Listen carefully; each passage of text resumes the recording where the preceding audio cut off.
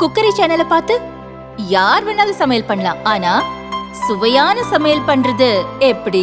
நான் இதயம் நல்லெண்ணெயில சமையல் பண்றேன். ஆஹா ஓஹோன்னு பாராட்டுறாங்க.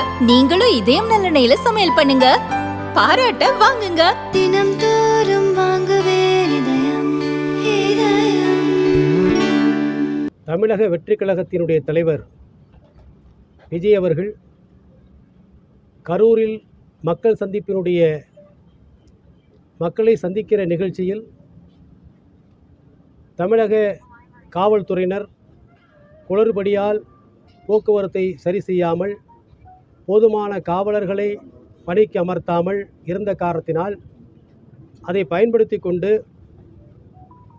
ஆளுகிற திமுக முன்னாள் அமைச்சர் செந்தில் பாலாஜி மற்றும் அவருடைய சகாக்களால் இந்த மிகப்பெரிய தமிழக வெற்றி கழக தலைவர் விஜய் அவர்களுக்கு தமிழக வெற்றி கழகத்திற்கு எதிராக மிகப்பெரிய சதிவலை பின்னப்பட்டிருக்கிறது என்பதை இந்த மனுவிலே கூறி உடனடியாக மாநில அரசாங்கத்தின் கீழ் இருக்கக்கூடிய தமிழக காவல்துறை இந்த மனுவை விசாரிக்கக்கூடாது, இதை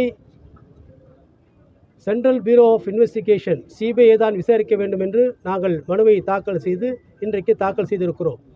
அதில் 2 விதமான உடனடியாக இடைக்கால நிவாரணம் கேட்டிருக்கிறோம். ஒன்று, அந்த சம்பவம் நடைபெற்ற இடத்திற்கு அருகில் உள்ள சிசிடிவி பதிவுகளை எப்படியாவது நீக்கி விடுவார்கள், அதை உடனடியாக கைப்பற்ற வேண்டும். அதே போல பாதிக்கப்பட்ட அந்த எங்கள் கட்சியினுடைய தொண்டர்கள் அவர்களுடைய குழந்தைகளை இறந்திருக்கக்கூடிய பெற்றோர்கள் அவருடைய உறவினர்களை சந்திப்பதற்கு தலைவர் விஜய் அவர்களுக்கு உரிய பாதுகாப்பு தர வேண்டும் என்று 2 கோரிக்கைகளின் அடிப்படையில் மொத்தம் 3 விதமான கோரிக்கைகளை வைத்து இன்றைக்கு நாங்கள் மனுவை தாக்கல் செய்ய இங்கே வந்தோம். வந்த நேரத்தில் நேற்று எங்களுக்கு இந்திய நீதிமன்றத்தினுடைய நீதியரசு அவர்கள் இன்றைக்கு மதியம் விசாரணைக்கு எடுத்துக்கொள்வதாக கூறியிருந்தார்கள். ஆனால் இதுவரை எங்களுக்கு எந்த ரிஜிஸ்ட்ரார் ஆஃப் ஜுடிஷியலுக்கு எந்த விதமான உத்தரவு வரவில்லை என்று சொல்லியிருக்கிறார்கள். அதனால் நாங்கள் காத்திருக்கிறோம். இன்று ஒருவேளை அது இந்த மனுவை விசாரிக்காமல் இருந்தால் நாளையோ அல்லது வெள்ளிக்கிழமையோ இந்த மனு விசாரணைக்கு வரும் என்று நாங்கள் நம்புகிறோம். சார், இப்போ பண்டிகை கால விடுமுறையில் இப்போ இருக்குது. இந்த அமர்வில் செவ்வாய்க்கிழமை தான் இந்த மனு தாக்கல் செய்ய முடியும், வெள்ளிக்கிழமை வழக்கு விசாரணைக்கு வரும். ஆமாம். ஆனால் நீங்கள் நேற்றே இன்னைக்கு இந்த வழக்கு 2 காலுக்கு விசாரணைக்கு வருதுன்ற மாதிரி சொன்னீங்க. ஆமாம், நேற்று நாங்கள் நீதியரசருடைய இல்லத்துக்கு சென்று, அதாவது இந்த மதுவினுடைய பொறுப்பு நீதியரசருடைய இல்லத்திற்கு சென்று நாங்கள் உடனடியாக, ஏன்னா இதில் நிறைய சிசிடிவி பதிவுகள் இருக்குது, இந்த பதிவுகளை எல்லாம் நீக்குவதற்கான, இந்த தடயங்களை அழிப்பதற்கான வேலைகள் நிறையா இருக்குது. ஏன்னா அந்த இடத்துல லத்தி சார்ஜ் செய்யப்பட்டிருக்கு, அந்த இடத்துல கரண்ட்டை கட் செய்திருக்கிறார்கள். இதுவரை தலை விஜய் அவர்களுடைய இந்த நிகழ்ச்சியில் இதுவரை எங்கேயும் இந்த லத்தி சார்ஜ் செய்யப்படவில்லை. இவ்வளவு போலீஸார் கடைசி நிமிடத்திலே உள்ளே புகுந்து குழப்பத்தை ஏற்படுத்தியிருக்கிறார்கள். ஆகவே எங்களுக்கு உடனடியாக விசாரணை செய்ய வேண்டும், மாநில அரசு இதை விசாரிக்கக்கூடாது என்று நேற்று நாங்கள் எங்களுடைய இயக்கத்தின் சார்பாக நீதியரசரிடத்திலே நாங்கள் முறையிட்டோம். அது ஏற்றுக்கொண்ட நீதிபதி அவர்கள் இன்று காலையிலே நீங்கள் மனுவை தாக்கல் செய்யுங்கள், மதியம் நான் விசாரிக்கிறேன் என்று சொல்லியிருந்தார்கள். அதனுடைய அடிப்படையில் தான் வந்திருக்கிறோம். இதுவரை எங்களுக்கு உரிய உத்தரவு வரவில்லை என்று சொன்ன காரணத்தினால் நாங்கள் இங்கே காத்திருக்கிறோம். இல்லை, பெட்டிஷன் ஃபைல்டா சார்? இப்போ இல்லை, அதாவது இப்போ இதுவரையும் வாங்கலை, உள்ளே வச்சுருக்கிறாங்க. அவங்க ரிஜிஸ்டர் எங்களுக்கு உத்தரவு வந்த பிறகு நாங்கள் எடுத்து நம்பர் பண்ணுறோம்னு சொல்லியிருக்காங்க.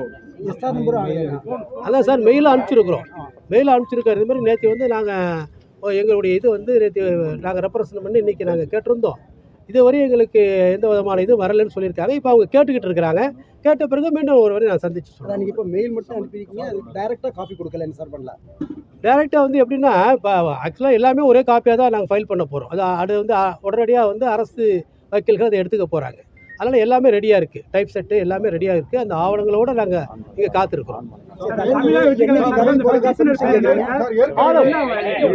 ஓகே சார், ஆதவ் அர்ஜுனா, தமிழக வெற்றி கழகத்தினுடைய தேர்தல் மேலாண்மை பொதுச் செயலாளர் ஆதவ் அர்ஜுனா அவர்கள் இந்த மனுவை தாக்கல் செய்திருக்கிறார். நேற்று இந்த மாதிரி பண்ணீங்க. ஏற்கனவே சதீஷ்குமார் ஜேட்டு ஒரு வழக்கு நிலுவையில் இருக்கு. ஆமா, மேலும் இப்போ ஒரு வழக்குக்காண்டி காத்திருக்கு 14 மனு. இந்த சூழலில் ஜாமீன் மனுக்கள் எதுவும் தாக்கல் செய்யப்பட உள்ளதா? அடுத்த கட்ட நடவடிக்கை என்ன சார்? இல்ல, அது தனி. ஏன்னா இன்னைக்கு இப்போ உடனடியாக எங்களுக்கு வேண்டியது பாதிக்கப்பட்டிருக்கக்கூடிய மக்கள், குழந்தைகளை இழந்திருக்காங்க, பெண்கள் இழந்திருக்கிறாங்க, முதியோர்கள் இறந்திருக்காங்க. இந்த பாதிக்கப்பட்ட மக்களுக்கு உரிய இதுக்கு பின்னால் என்ன சதிவலை இருக்குது அதை கண்டுபிடிக்கணும். இது மிகப்பெரிய சதிவலை பின்னப்பட்டிருக்கு அப்படிங்கிறது தான் எங்கள் தமிழக வெற்றி கழகத்தினுடைய குற்றச்சாட்டு.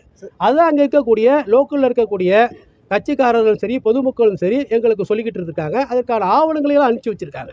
அதனால் உடனடியாக எங்களுக்கு வேண்டியது பொதுமக்களுக்கான பாதுகாப்பு, பொதுமக்களுக்கு உரிய நிவாரணம், பொதுமக்களுக்கு உரிய நீதி, அதை தான் பெற்றுத்தரணும். அதுக்கு பிறகு தான் தனிப்பட்ட முறையில் எங்களுடைய பொதுச் செயலாளரோ துணை இணை பொதுச் செயலாளர்களோ எங்களுடைய மாவட்ட நிர்வாகிகளோ அதுக்கு பிறகு அவங்க வந்து பிணை மனுவா அல்லது முன்ஜாமீன் மனுவா என்பதை அவர்கள் முடிவு செய்து கொள்வார்கள். சதிவலை குறித்து ஏதாவது ஆதாரங்கள் தாக்கல் செய்திருக்கீங்களா? நிச்சயம் ஆதாரங்கள் இருக்குது சார், நிறைய ஆதாரங்கள் இருக்குது. அது நீதிமன்றத்தில் இருக்குது. அதை நாங்கள் இப்போ சொல்ல மாட்டோம்.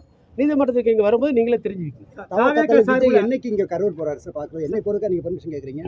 இல்லை, அது எனி டைம் நீதிமன்றம் என்னைக்கு கொடுக்குதோ அன்றைக்கி எனி டைம் உடனே புறப்படுவார். நீங்கள் குறிப்பிட்டு ஏதாச்சும் ஒரு டேட் கேட்குறீங்களா என்னை போகணும்னு சொல்லிட்டு? இல்லை இப்போ வந்து விடுமுறை காலமாக இருக்குது. விடுமுறை காலத்தில் நீதிமன்றம் என்ன சொல்லுது, போலீஸ் அங்கேருந்து என்ன தரப்பில் சொல்கிறாங்க, உங்களுக்கு உரிய பாதுகாப்பு கொடுக்க முடியுமா, இதெல்லாம் இருக்குது. இதனுடைய அடிப்படையில் நிர்ணயித்து செல்வார். ஒரே பெட்டிஷனில் சிபிஐயும் கேட்குறீங்க, அந்த கரூருக்கு போகிறதுக்கான பாதுகாப்பு கேட்குறோம். அதேமாதிரி சிசிடிவி பதிவுகளை வந்து நீங்கள் வந்து ப்ரெஷர் பண்ணி வச்சு, அதாவது வந்து பாதுகாத்து வச்சுருக்கணும், அதை நீதிமன்றத்தில் ஒப்படைக்கணும் அப்படின்னு கேட்டுருக்கோம். ஒரு நபர் ஆணையத்தோட விசாரணை எப்படி இருக்குன்னு நீங்கள் எப்படி சார் பார்க்குறீங்க? ஒரு நபர் விசாரணை கமிஷன் என்பது ஒரு நீதியரசர், ஓய்வு பெற்ற நீதியரசர் பாதிக்கப்பட்டவர்களை சென்று அவர்களுடைய பிரச்சனையை கேட்கலாம். ஆனால் இன்வெஸ்டிகேஷன் என்பது வேறு. இன்வெஸ்டிகேஷன் வந்து கஸ்டோடியல் இன்ட்ராகேஷன், யார் செய்தது, சதிவலை பின்னப்பட்டதை காவல்துறையோ அல்லது சிறப்பு புலனாய்வு குழுவோ சிபிஐ தான் விசாரணை செய்ய முடியும்.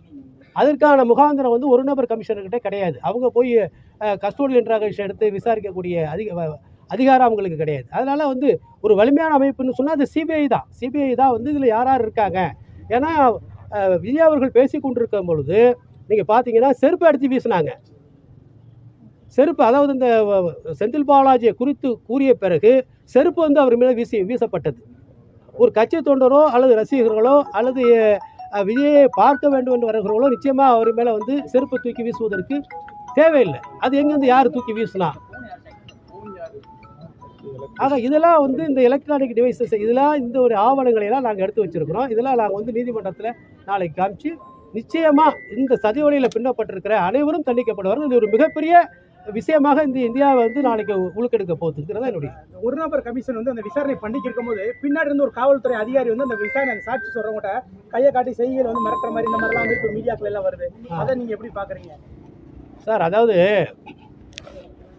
இது வந்து இந்த மரணங்கிறது வந்து இப்படி ஒரு யாருமே நினைத்து பார்க்க முடியாத மரணம். குழந்தைகள்லாம் இறந்துருக்காங்க. நேற்று ஒரு காவல்துறை அதிகாரி பேட்டி கொடுக்கும்போது நாங்க வந்து அந்த ரவுண்டான பக்கத்திலே கூட்டம் அதிகமாக இருக்கு, அங்கேயே பேச சொன்னோம். ஆனா அவங்க தரப்புல வந்து இந்த மாதிரி இல்ல அங்கதான் பேச முடியாது சொன்னதுனால நிறுத்தப்பட்டு அதெல்லாம் பொய்யுங்க. நாங்க வந்து மக்கள் எளிதாக செல்வதற்கும் மக்கள் பெருங்கூட்டத்தில் வந்து போதுமான இடம் எங்க இருக்குதோ அங்கதான் கேட்டோம். அவங்க தான் அங்கெல்லாம் கொடுக்க முடியாது, நீங்க இங்க எடுத்துக்கன்னு அவங்க தான் சொன்னாங்க. இந்த இடத்துல கொடுப்போம், முடிஞ்சா நடத்துங்கன்னு சொல்லி அது ஒரு நாளைக்கு முன்னாடி தான் கொடுக்குறாங்க. அது பத்திரிகைகளில் வந்த செய்தி தான். ஆக வந்து இப்போ எதுனாச்சும் சொல்லலாம். ஏன்னா இப்போ வந்து ஒரு சம்பவம் நடந்த பிறகு நாங்கள் அப்படி சொன்னோம் அப்படி செய்தோம் என்று சொல்வதெல்லாம் வந்து இது வந்து அவருடைய பொறுப்பை தட்டி கழிப்பதாக இருக்கிறது. ஏன்னா உளவுத்துறைக்கு தெரியாதா, ஒரு தலைவர் வருகிறார் என்று சொன்னால் எப்படி கூட்டம் கூடுகிறது, அப்போ உரிய பாதுகாப்பை பொதுமக்களுக்கு வழங்க வேண்டியது அரசினுடைய தார்மீக கடமை. அதிலிருந்து இவர்கள் கடமை தவறி இருக்கிறார்கள். அது எந்த அரசியல் கட்சியாக இருக்கலாம். ஆனால் பொதுமக்கள் கூடுகிற பொழுது, குழந்தைகள் கூடுகிற பொழுது, பெண்கள் கூடுகிற பொழுது அவர்களுக்கு உரிய பாதுகாப்பை தர வேண்டியது அரசினுடைய கடமை. அதிலிருந்து அவர்கள் விலகி இருக்கிறார்கள். ஹைகோர்ட் நிபந்தனையில் பாடப்படப்பட்டது. ஆமா, இதுல முழுக்க இதுவரை விஜய் அவர்களுடைய தமிழக வெற்றி கழகத்துடைய தலைவர் விஜய் அவர்களுடைய பரப்புரையில் எந்த இடத்திலும் காவல்துறை கொடுத்த நிபந்தனைகளை நாங்கள் மீறவில்லை. குடிநீர் வசதியோ பாதுகாப்பு வசதியோ நம்ம தரப்புல இருந்து செய்யப்படவில்லை. இல்ல, குடிநீர் வந்து கொடுத்திருந்தாங்க. அதே போல உணவும் ஏற்படப்பட்டது ஒவ்வொரு இடத்துலையும். இப்போ எடுத்துக்கிட்டிங்கன்னா மதுரையில் மாநாடு நடக்கும்போது 2 லட்சம் பேருக்கு வந்து உணவு தயார் செஞ்சுருந்தாங்க. 10 லட்சம் குடிநீர் பாட்டில்களை கொண்டு வந்திருந்தாங்க. அதனால் எங்கேயுமே கிடையாது. எல்லா இடத்திலையும் தமிழக வெற்றி கழகத்தினுடைய மாவட்ட நிர்வாகிகள் அந்தந்த பகுதியில் உள்ளவர்கள் அனைவரும் அந்த பொதுமக்களுக்கு தேவையான உணவு குடிநீர் எல்லாவற்றையும் கொடுத்துருக்கிறோம். அதுதான் உண்மை. எஃப்ஐஆர் ஃபைல் பண்ணிருக்காங்க. பாத்தீங்கன்னா வந்து மரத்துல இருந்து கீழே விழுந்ததுனாலதான் ஒரு 11 பேரோட உயிரிழப்புகள் ஏற்பட்டிருக்கு. அதனாலதான் இல்ல அது தவறு. அதாவது லத்தி சார்ஜ் பண்ணும்போது அங்க ஒரு டிரைனேஜ் கொட்ட எஃப்ஐஆர் ஃபைல் பண்ணி இப்போ அப்டேட் ஃபைல் பண்ணியிருக்காங்க.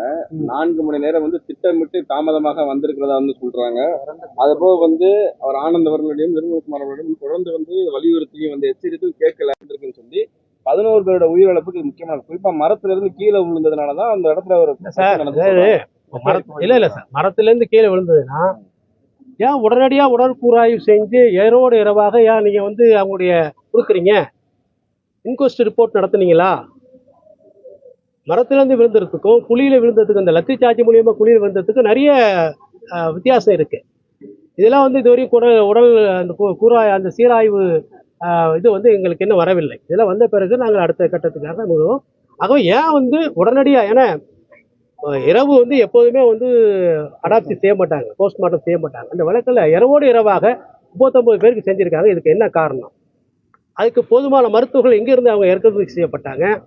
அந்த உடற்கூறாய்வு செய்வதற்கான அனுபவமும் அவர்களுக்கு அந்த படிப்பும் இருக்கிறதா? இதெல்லாம் ஒரு முக்கியமான கேள்வி. இதெல்லாம் வந்து எங்களுடைய மனுவில் நாங்கள் சொல்லியிருக்கோம். உங்களுடைய புகார்ல இந்த இறந்து போன 41 பேருமே வந்து இந்த நிகழ்ச்சிக்கு வந்து தான் இறந்து போனதான சாத்தியக்கூறுகள் எதுவும் அதுல எதுவும் மிஸ்மேட்ச் இருக்கான்றது செக் பண்ணிருக்கீங்களா சார்? அவங்க வந்து உங்களுக்கு இன்கொஸ்ட் ரிப்போர்ட்டே சொல்லவே சார், எந்த உறவினர்கள் வந்து அவங்களை அடையாளம் காமிச்சாங்க, இது இன்னாரு எங்களுடைய உறவினர்னு எங்க இன்கொஸ்ட் ரிப்போர்ட் எப்போ நடத்துனீங்க? இரவோடு இரவா வந்து நீங்க போஸ்ட்மார்ட்டம் பண்ணிட்டு காலையே கொடுத்துட்டீங்களே. அப்போ எதுக்காக இறந்து போனாங்க? அவங்க உண்மையான இத்தனை பேர் இறந்து போனாங்களா, அல்லது ஏற்கனவே மருத்துவமனைகளில் இறந்தவங்களையும் இதில் ஒரு கணக்கு காண்பித்தீர்களா? இதில் நிறைய விஷயங்கள் இருக்கு. இந்த சந்தேகங்களை எல்லாம் ஆதவ அர்ஜுனா அவர்கள் தன்னுடைய மனுவிலே இன்னைக்கு ஏற்படுத்தி சொல்லியுள்ளார்.